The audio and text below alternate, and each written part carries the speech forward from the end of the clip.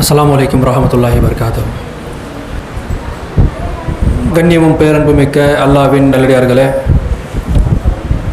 புனிதமிக்க இந்த ரம்லானுடைய மாதத்தில்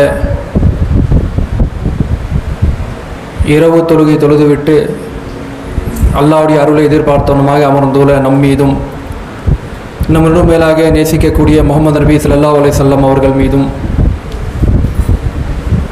இந்த மாதத்தை முழுவதுமாக இந்த இரவு தொழுகை தொழக்கூடிய பாக்கியத்தை அல்லாஹ் தஆலா உங்களுக்கும் எனக்கும் அருள வேண்டும் என்றும் பிரார்த்தித்தவனமாக என்னுடைய இந்த உரையை ஆரம்பம் செய்கிறேன்.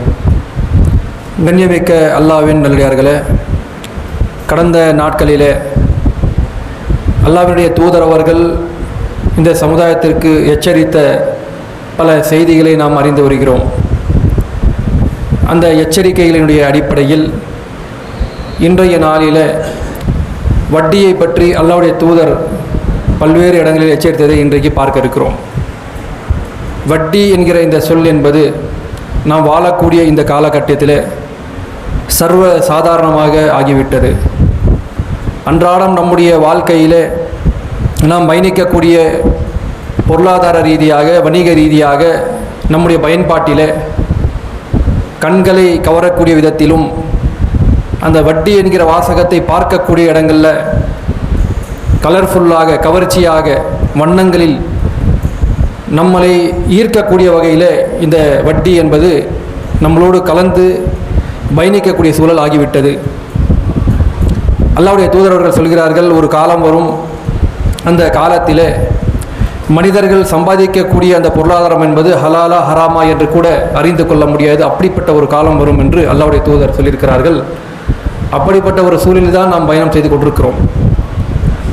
அது மட்டும் இல்லாமல் அல்லாஹ்வுடைய தூதர் அவர்கள் இந்த வட்டியை பற்றி சொல்லும் பொழுது அல்லாஹு தாலா வெறுக்கக்கூடிய, அல்லாஹு தாலா மறுமை நாளிலே தண்டிக்கக்கூடிய, அல்லாஹு தாலா இந்த வட்டி என்கிற இந்த பாவத்தை பெரும் பாவங்களுடைய பட்டியலிலே அல்லாஹ்வுடைய தூதர்கள் சொல்லி காட்டுகிறார்கள்.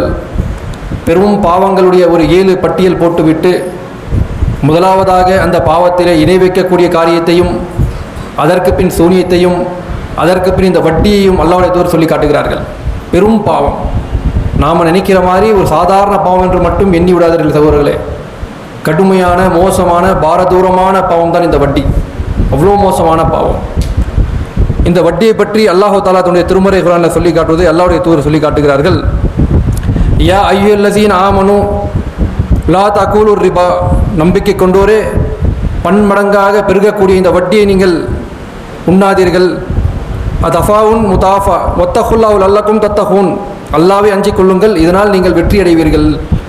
பன்மடங்காக பெருக்கும் என்று நினைத்துக்கொண்டு இந்த வட்டியை நீங்கள் உண்ணாதீர்கள்.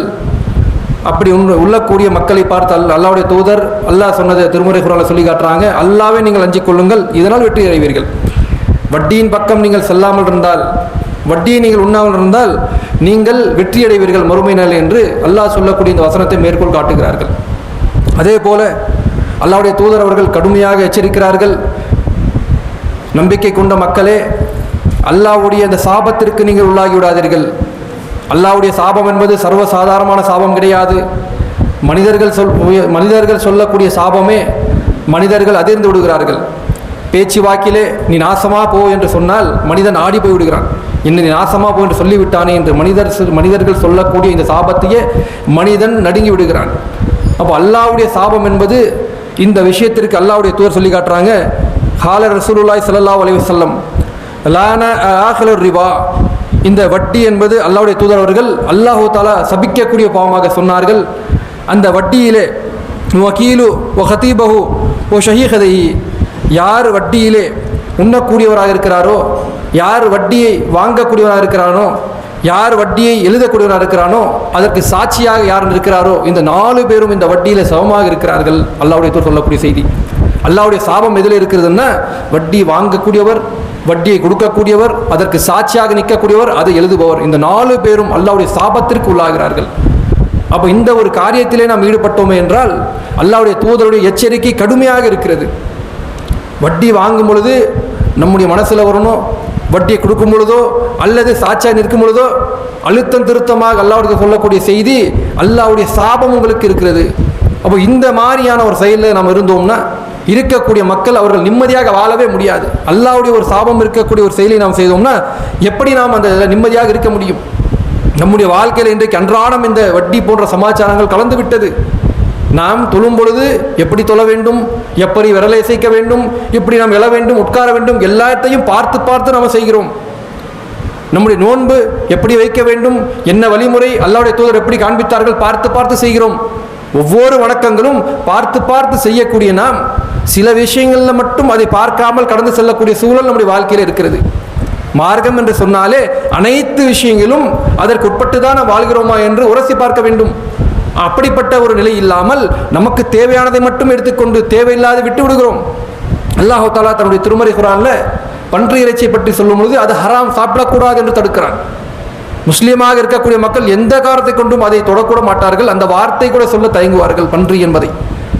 இப்படிப்பட்ட ஒரு விஷயத்தை செய்யக்கூடிய மூமின்கள் முஸ்லீம்கள் அதைவிட மோசமாக பாரதூரமாக அல்லாஹ் தஆலா தடுத்த ஒரு காரியத்தை, அல்லாஹ்வுடைய சாபம் கிடைக்கக்கூடிய ஒரு காரியத்தை சர்வசாதாரணமாக தம்முடைய வாழ்க்கையிலே ஒரு அங்கமாக வைத்துக் கொள்ளக்கூடிய சூழல் பார்க்க முடிகிறது. அதைத்தான் அல்லாஹ்வுடைய தூதர் சொல்லி காட்டினாங்க. ஒரு காலம் வரும் பொழுது மனிதன் எதை பார்க்க மாட்டான் என்றால் தான் சம்பாதிக்கக்கூடிய ஈட்டக்கூடிய வருமானத்தை எதன் மூலமாக வருகிறது என்று மனிதன் பார்க்க மாட்டான்.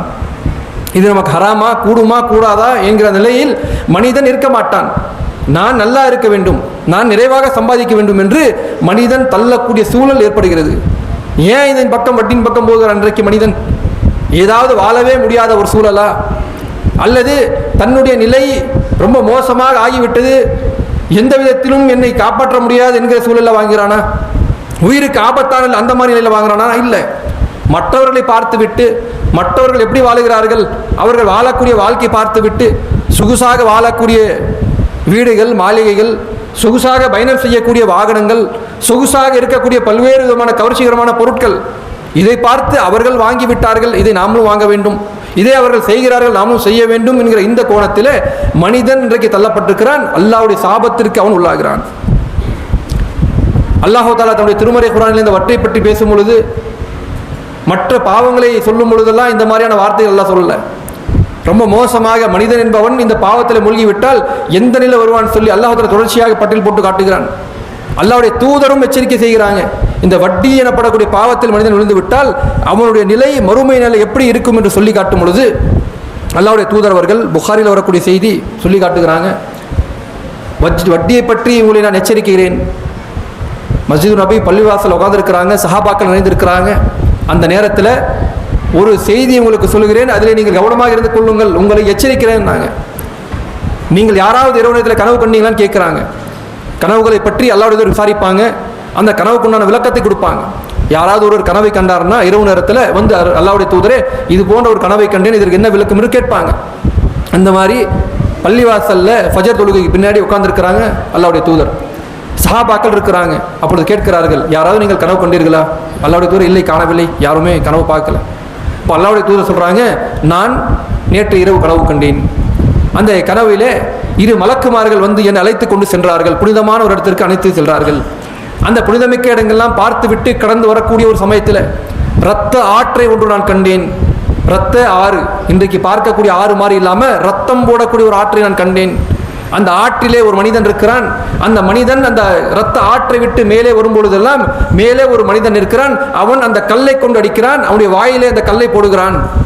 மேலே வர முடியாது, கரைக்கு சேர முடியாது, அவருக்கு அவன் கல்லை கொண்டு தாக்குகிறான். மீண்டும் அந்த மனிதன் அந்த இரத்த ஆற்றிலே போய் விழுகிறான். அல்லாஹ்வுடைய சொல்கிறார்கள். இதை பார்த்துவிட்டு நான் ஆச்சரியப்பட்டு அந்த மலக்குமார்ட்ட நான் கேட்டேன், இது என்ன கொடுமை, என்ன நடக்கிறது என்று அந்த மலக்குமார்ட்ட நான் கேட்கிறேன். கேட்கும் பொழுது அந்த மலக்குமார்கள் சொன்னார்கள், இவர்கள் வட்டியில் மூழ்கி இருந்தவர்கள், வட்டியில் இவர்கள் இருந்தவர்கள், வட்டி சாப்பிட்டவர்கள், வட்டியில் இருக்கக்கூடிய காரணத்தினால் இவர்கள் இந்த இரத்த ஆற்றில் இருக்கிறார்கள். மேலே வரும் பொழுதெல்லாம் அங்கே நிற்கக்கூடிய ஒரு மனிதர் கல்லை கொண்டு அவருடைய வாயிலை அடிக்கிறார். அந்த கல் வாயிலே செல்கிறது, மீண்டும் அந்த இரத்த ஆற்றிலே அவர்கள் போய் விழுகிறார்கள்.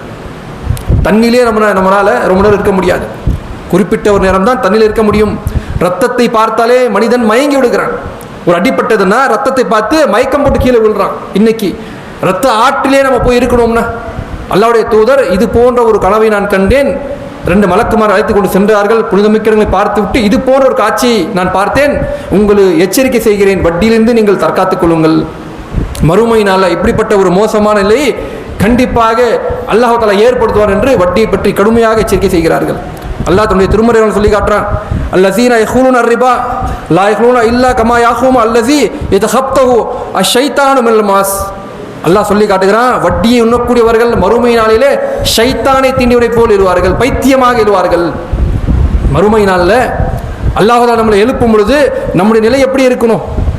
நான் எல்லாமே உலகத்தில் வாழும் பொழுது அல்லாஹ்வுக்கு கட்டுப்பட்டு வாழ்ந்திருக்கிறேன், நிம்மதியாக, அதாவது அவனை கபர் அடக்கம் செய்யப்படும் பொழுது, குழியில போட்டு புதைக்கும் பொழுது அவன் நல்லவனாக இருந்தால் புது மாப்பிள்ளை போல் தூங்க வைக்கப்பட்டு நாளைக்கு மறுமை நாளில் ஃப்ரெஷ்ஷாக எழுவான், எந்தவித பிரச்சனையும் இல்லை, பயம் இல்லை, சொர்க்கத்துக்குள்ளாக எழுவான். ஆனால் இது போன்ற ஒரு காரியங்கள் செய்துவிட்டால், வட்டியில் அவனை மூழ்கி இருந்தால், வட்டியோட சமாதி கலந்து இருந்தால், மறுமை நாளிலே ஷைத்தான் தீண்டியவர்கள் பைத்தியமாக விழுவார்கள். ஒரு பைத்தியக்காரன் எப்படி இருப்பான்?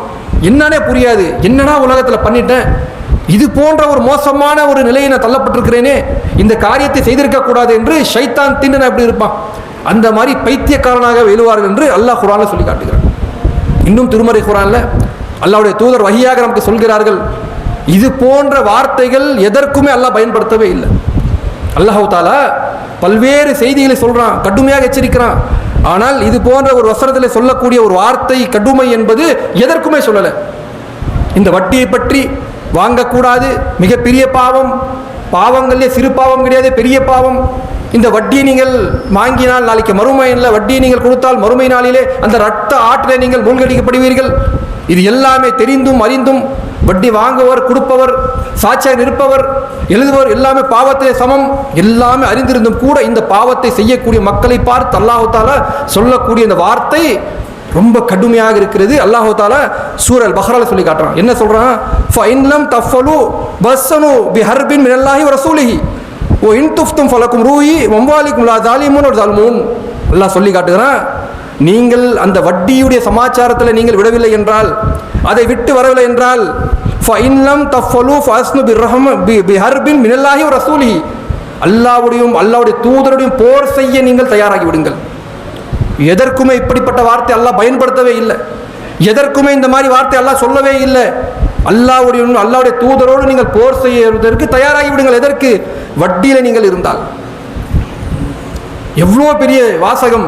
அல்லாஹ்வுடைய தூதருடைய போர் செய்ய வேண்டிய ஒரு கட்டத்தில் தள்ளப்படுகிறோம். இந்த வட்டியில் இருந்தோம்னா நாளைக்கு மறுமை நல்ல சாதாரணமான ஒரு விஷயமா? எதற்குமே அல்லாஹ் தஆலா பயன்படுத்தாத கடுமையான வார்த்தை இந்த வார்த்தை. சின்ன சின்ன விஷயங்களுக்காக வேண்டி அதில் போய் நாம் மூழ்கி விடுகிறோம், சின்ன சின்ன செயலுக்காக வேண்டி அந்த வட்டியில் போய் நாம் விழுந்து விடுகிறோம். இதில் கவனமாக இருக்க வேண்டும், எச்சரிக்கையாக இருக்க வேண்டும். அல்லாஹ்வுடைய தூதர் அவர்கள் கடும் இந்த வட்டி எச்சரிக்கை செய்கிறார்கள். இந்த ஒரு சமுதாயத்தை அழிக்கக்கூடிய விஷயமாக இந்த வட்டி இருக்கிறது, ஒரு நாட்டை அழிக்கக்கூடிய விஷயமாக வட்டி இருக்கிறது. குடும்பத்தை அழிச்சிரும், பல குடும்பங்கள் நாசமாக போயிடும், நாட்டை அழிச்சிரும். எத்தனையோ நாடுகள் சீரழிந்து விட்டது இந்த வட்டியினால். அதான் அல்லாஹ் சொல்லி காட்டுறான், தர்மங்களை நான் வளர்க்கிறேன், வட்டி அழிக்கிறேன், கண்டிப்பாக அழிச்சிரும். கண்ணுக்கு முன்னாடி நம்ம பார்த்துருப்போம், ஆனால் ஐயோ எவ்வளோ நல்லா வாழ்ந்த ஆளாச்சு, இன்னைக்கு எங்கே இருக்கிறார்? வட்டியினால் நாசமாக போயிருப்பார். ஏன்? அல்லாஹ் சொல்லக்கூடிய இவ்வளோ கடுமையான வார்த்தைகள் கண்டிப்பாக மேலே வரவே முடியாது, அதில் ஜெயிக்கவே முடியாது. அல்லாஹ்வுடைய வார்த்தைகள் எந்த ஒரு சமூகத்திலும் சமுதாயங்களிலும் அவர்கள் பின்பற்றக்கூடிய பல்வேறு கோட்பாடுகள் மத்தியிலும் வட்டி மிகப்பெரிய ஒரு பாவம், தண்டனைக்குரியது என்று எதிலுமே சொல்லலை. அல்லாஹ்வுடைய தூதர் கடுமையாக எச்சரிச்சிருக்கிறாங்க. அல்லாஹ் தஆலா குர்ஆன்ல சொல்லியிருக்கானே தவிர உலகத்தில் வாழக்கூடிய பல்வேறு சமுதாயங்கள் தனித்தனியாக வாழ்ந்திருக்கிறாங்க. எந்த ஒரு சமுதாயமும் அவர்களுடைய கோட்பாடு அடிப்படையில் இது பாவமான காரியம், இது செய்யக்கூடாது என்று சொல்லவே கிடையாது. வட்டி என்பது ஒரு வியாபாரம் தானே, தொழில் தானே, வளர்ச்சி தானே ஆகும் என்றுதான் இன்றைக்கு வரைக்கும் பேசி கொண்டிருக்கிறார்கள். அதற்குண்டான அழிவு ஒரு பக்கம் போய்கிட்டே இருக்கிறது. இதை கவனத்தில் கொண்டு அல்லாஹ்வுடைய தூதர் எச்சரித்ததை நாம் தடையாக நம்மளை ஆக்கிவிட்டு எதையெல்லாம் பின்பற்ற சொன்னார்களோ அதன்படி நம்முடைய வாழ்க்கை அமைத்துக் கொள்ள வேண்டும் என்று கூறிக்கொண்டு இத்துடன் இந்த உரை மட்டுகிறேன். அஸ்ஸலாமு அலைக்கும் வரஹ்மத்துல்லாஹி வபரகாத்துஹு.